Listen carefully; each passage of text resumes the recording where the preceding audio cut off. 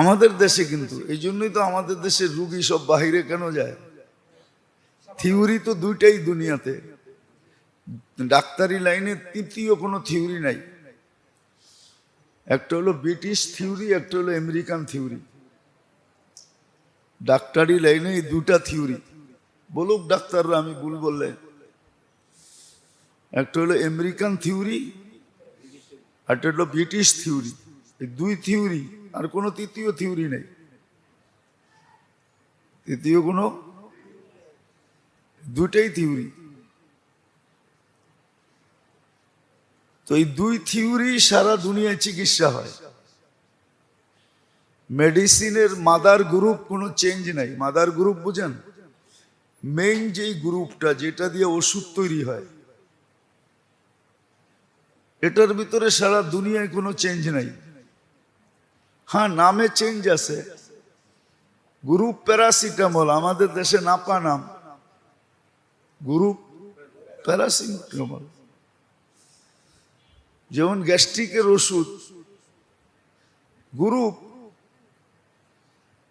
নাম ভিন্ন ভিন্ন। পেন্টাপ্লাজল, সারা দুনিয়ায় পেন্টাপ্লাজল, কিন্তু কোম্পানি নাম ভিন্ন দিছে। তো মাদার গ্রুপ সব সমান, কিন্তু তারপরে আমাদের দেশ থেকে বিদেশে যায় কেন? বই তো সবই এক, দুনিয়া সারা দুনিয়া একরকম বই পড়ায়, কোনো পার্থক্য নাই বইয়ের ভিতরে। বলো যে পার্থক্য আছে। হ্যাঁ, 50-60 লাখ রোগী কেন ইন্ডিয়া যায়? বোঝা গেল ওইখানে বইতে যা লেখা আছে ডাক্তারের জন্য ব্যবহার, ওইটা ওরা করে, আমরা করি না। পার্থক্য এতটুকু, চিকিৎসা একই, টেস্ট সারা দুনিয়ায় একরকমই। বললাম না থিওরি দুইটা, এর বাইরে যাওয়ার কোনো সুযোগ নেই, যাইতেও পারবে না। গেলে ডাক্তারের লাইসেন্সও বাতিল হবে, যে এই থিওরি তুমি কোত্থেকে আনলা। কিন্তু রুগী সব কেন বাইরে চলে যায়? যে অঙ্ক দিয়ে আসে ইন্ডিয়া, সিঙ্গাপুর, থাইল্যান্ড, ওটা দেশে থাকলে দেশ আরো উন্নত হইতো। কিন্তু ওই যে বললাম না, রোগ আছে, রোগ, কেননা শিক্ষার সাথে সোহবত নেই। হ্যাঁ, সোহবত ছিল সোহবত, নাহলে ইন্টার্নি করায় কেন? ইন্টার্নিটাই সোহবত। ইন্টার্নিটা এটা সোহবত ছিল, সোহবত। সিনিয়র ডাক্তার প্রফেসরদের সাথে ঘুরা ঘুরা দেখবে সারে রুগী কেমনে দেখে, কিন্তু সারেই তো রুগী। ইন্টার্নিয়ালা শিখবে করতে কা, সারেই তো রুগী, সারেই রুগী। আমার মনে আছে আমার ছেলেকে নিয়ে যখন আমি ব্যাংকক চিকিৎসা করতে গেছিলাম, তো ওই ডাক্তার আমাকে জিজ্ঞাসা করতেছিল তোমাদের দেশে কয়জন রুগী দেখে? তো আমি বললাম 50-60 জনের নিচে তো দেখে না। দেখো আমি 12 জন রুগী দেখি, আর 13 নম্বরের রুগী আমি নিজেই।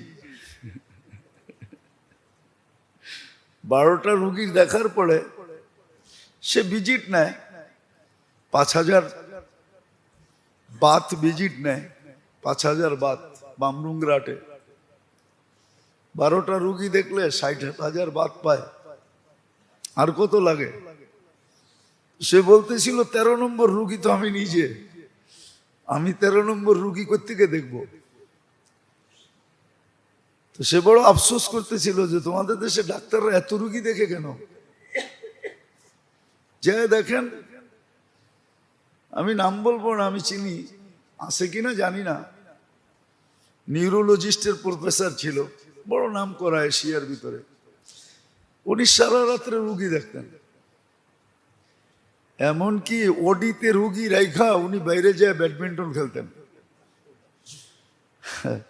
শেষমেশ ওনার ছাত্ররাই পাগল বলতো ওনাকে। নাম বলবো না, নাম বললে অনেকে চিনা ফেলবে, বেঁচে আছে কিনা জানি না। তো এরকম এগুলো জীবনের রোগ, জীবনের রোগ। শুধু ডাক্তার না, সর্বসেক্টর। সহজে বোঝানোর জন্য বুঝাইলাম। আমাদের দেশে দেখবেন যেই দোকানে বেচা বিক্রি বেশি হয় না, ওরা কাস্টমাররে ধমকায়, এই মিয়া লাইনে থাকতে পারেন না, একটু আগে গেলে বিহেভ খারাপ করে। কিন্তু ও ভাবে না ওর মতো দোকান আরো আছে, ঠিক না? হ্যাঁ, আমরা মাঝে মাঝে দেখি তো সিএনজির লেগে লাইন ধরলে ওরা ধমকায়, মনে হয় যে ফ্রি দিতেছে আমারে। তো মাঝে মাঝে বলতে বাধ্য হই, বেটা ফ্রি তো দেস না, ব্যবহারটা ভালো কর, তোর রোগ আছে মনে হয়। হ্যাঁ সত্য, এটা এটি রোগ, জীবনের রোগ। এগুলা চিকিৎসা জরুরি। আপনি মানুষ বড় দামি, সর্বসেক্টরে দেখবেন এগুলা রোগ। এটা আমার ভিতরেও আছে, সবার ভিতরেই আছে, কিন্তু চিকিৎসা হওয়া চাই। কেননা শরীরের রোগ নিয়ে যত সচেতন আমরা, জীবনের রোগ নিয়ে এত সচেতন না। সচেতন না, সচেতন আমরা না। রিক্সাওয়ালাও দেখবেন মাঝে মাঝে আপনাকে ধমকাবে, অথচ রিক্সা চালায় খায়, ওর রুটি রুজি এটার ভিতরে। এই জন্য এটা রোগ। নবীকে আল্লাহ নিজেই বলছেন, লাউ কুনতা ফাদ্দান গলিদাল কলবি, আপনার ভিতরে আমি দুনিয়ার সমস্ত আকর্ষণ, সৃষ্টির ভিতরে এমন আকর্ষণ নাই যে আকর্ষণ আপনার ভিতরে না দিছি। আপনাকে আমি আকর্ষিত বানাইছি, যে আপনাকে দেখবে আকর্ষিত হবে। কিন্তু তারপরও শিক্ষা দিছে, লাউ কুনতা ফাদ্দান গলিদাল কলবি লানফাদ্দু মিন হাওলিক। আপনিও যদি একটু কঠিন হন, মানুষ আপনার কাছ থেকে দূরে সরে যাবে। এই জন্য মুসা আলাইহিস সালাম বড় জালালি ছিলেন, আর হবেন না কেন? আল্লাহ বড় বড় মুজিজা দিয়েছিলেন, ওনার যুগের ভিতরে শ্রেষ্ঠ, ঠিক না? তারপরও বইলা দিছে, কুলা লাহু কাউলান লাইয়িনা, ফেরাউনের সাথে নরম কথা বইল, শক্ত বইল না। তরবিয়ত এগুলা, এগুলা কি তরবিয়ত। এই জন্য আল্লাহ রসুল রোগ এগুলা চিৎকার দিয়েছেন যাওয়ার সময়, ওমা মালাকাত আইমানুকুম, অধীনস্থের সাথে ভালো ব্যবহার করো।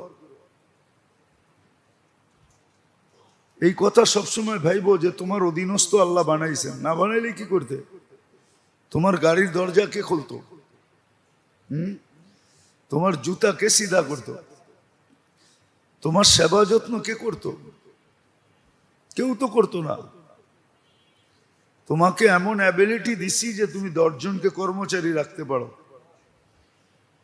বইলেই তুমি শক্ত ব্যবহার করো না, অধীনস্থের সাথে নরম ব্যবহার করো। এগুলো সব রোগ। আর এই রোগের উৎপত্তি স্থল আছে, কোত্থেকে উৎপত্তি হলো এটাই দেখাইতেছিলাম। এগুলো জীবনের রোগ। হ্যাঁ, রোগ হওয়ার কারণেই সংসার অশান্তি। বলে না, সংসার অনেক টিকাইতে চেষ্টা করছি, সংসারটা টিকে নাই। না, রুগী কেমনে টিকে? রুগী হইলে, এমন রোগ যদি হয় যেটার চিকিৎসা নাই, তো মৌত অনিবার্য, তো সংসার টিকবে কেমনে? দুইজনই রোগী, জীবনে রোগ আছে এই জন্য টিকে না, নাইলে টিকবে। হাদিসে আছে এক ব্যক্তি আসছে স্ত্রীর ব্যাপারে অভিযোগ করতে আমিরুল মুমিনিন ওমর রাদিয়াল্লাহু তাআলা আনহুর কাছে। তো আয়েশা শুনতেছে দুইজনের ঘরের ভিতরে টুংটাং চলতেছে, কি বাইরের থেকে শুনতেছে। আর আমিরুল মুমিনিন বিলকুল চুপ, কোনো জবাব দেয় না। তো বেটা ফিরত যাইতেছিল যে যেইখানে আইসি চিকিৎসার জন্য ওইখানের অবস্থাই তো এরকম। সরিষারই বুথে ধরছে, আমি বুথ ছাড়া মুখি দিয়া। তো ওমর রাদিয়াল্লাহু তাআলা বলতেছে, ভাই কি জন্য আসছো, যাস কেন? সমস্যার সমাধান হয়ে গেছে। দেখাই তো হইলো না, সমাধান হইলো কি কইরা? যেটার অভিযোগ দিতে আসছিলাম ওটা তো আইসেই শুনলাম আপনাকে টুংটাং চলতেছে। ওমর রাদিয়াল্লাহু তাআলা বলল, বেওকুফ, তোর চাহিদাও মিটায়, কাপড় চোপড়ও ধোয়, বাচ্চা কাচ্চাও পালে, রান্না বান্নাও করে, ঘরগুলো গুছায়, তুই একটু একটা সহ্য করবি না? তুই একটু টুংটাং করলে সহ্য করবি না? না করবি না? তুই তো একটু সহ্য করবি,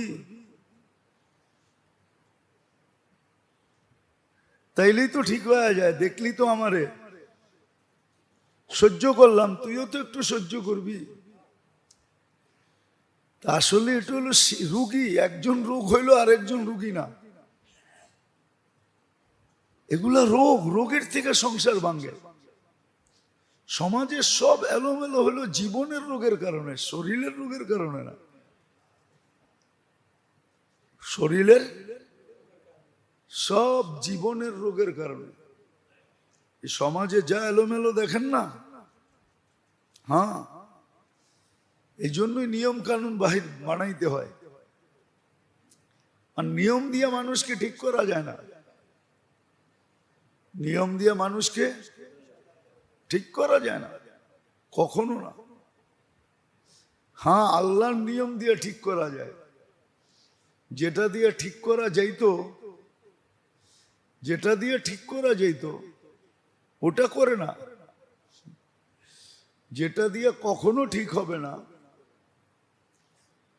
বরং রোগ বাড়বে। যেরকম উর্দুতে প্রবাদ বাক্য আছে, মারজ বাড়তা গিয়া জু জু দাওয়া কি। জুজু, যত মেডিসিন বাহির হইছে রোগ বাড়তে শুরু করছে। এমন না যে মেডিসিন রোগের মাত্রা কমায়া দিছে, না, মেডিসিন রোগের মাত্রা বাড়ায়া দিছে, রোগীর মাত্রা বাড়ায়া দিছে। নতুন নতুন রোগ আসতেছে। তো যেটা দিয়া করলে রোগ হইতো না ওটার কাছে দাঁড়াও যায় না। আল্লাহর হুকুম মানলে রোগ হইতো না, নবীর আদর্শ মানলে কোনো রোগ হইতো না,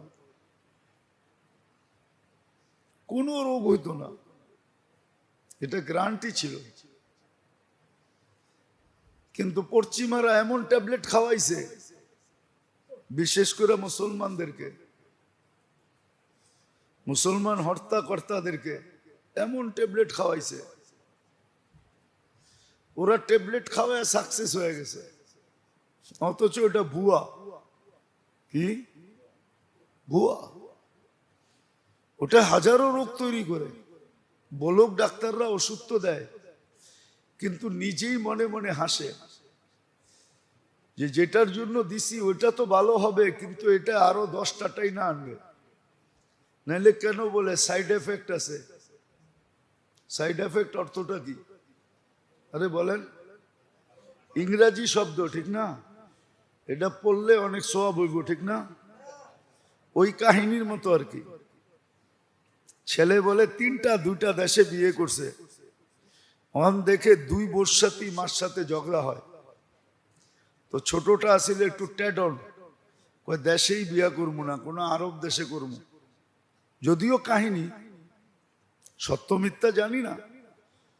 তো আরব দেশে বিয়ে করে নিয়ে আসছে, তো ওই মেয়ে তো আরবি